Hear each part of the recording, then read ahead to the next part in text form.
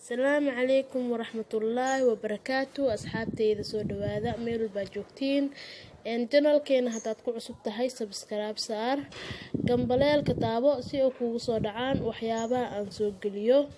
Soo dhawaada asxaabteyda kuwa cusub iyo kuwii hore ugu jirabo insha Allah.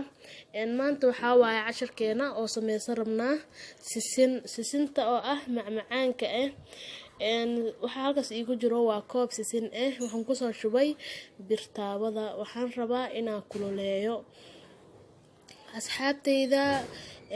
Sisinta markii la kululeeyo ayaa caraf badan tahay. Adoo kululeynin hadaad sameysid ma carfooneyso, caraf ma kuu noqoneyso. Macnaha inaa kululeysidaa fiican, ma fahanteen? Marka soo dhawaada asxaabteyda, sisinteydii waa taasaa dabkay ii saaran tahay. Caraf ayaan rabaa inaan ka dhigo.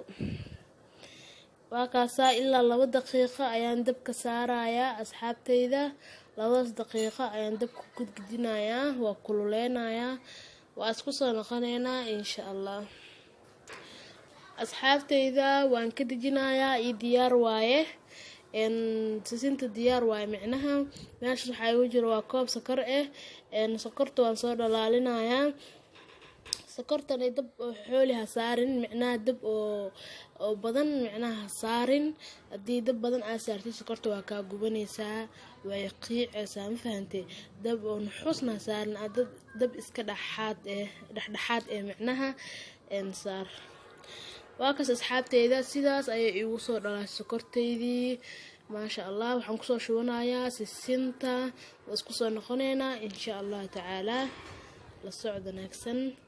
waa kana asxaabteydii sokortii iyo sisintii waa soo dhexgeliyay. Waxaan kusoo shubay qoriga lagu fidiyo burka, waa fidiyay saas ayaan u jarjaray asxaabteyda aa u jeediin insha Allah. waxaan kusoo diyaarinayaa saxankii aan ugu talagalay inaan kusoo rido. maasha Allah asxaabteydii.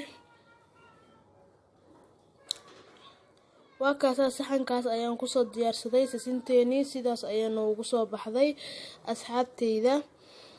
sidaas quruxda badan ayay noo noqotay asxaabteyda. soo dhawaada. waxaa idinka iloobay markaa saaraysid qoriga lagu fidinayo sisinta, qoriga oo lagu fidinayo waa inaad saliid marisaa. geedka aad ku fidinayso labada xababa inaad saliid mariso, haddii kale sisinta waa kaaga dhagaysaa meesha. asxaabteyda soo dhawaada, janalkiina waaye. soo dhawaada meel baa joogtiin. waxaan idin leeyahay next time iyo video kale insha Allah. bye bye. Assalaamu calaykum waraxmatullaahi wabarakaatuh.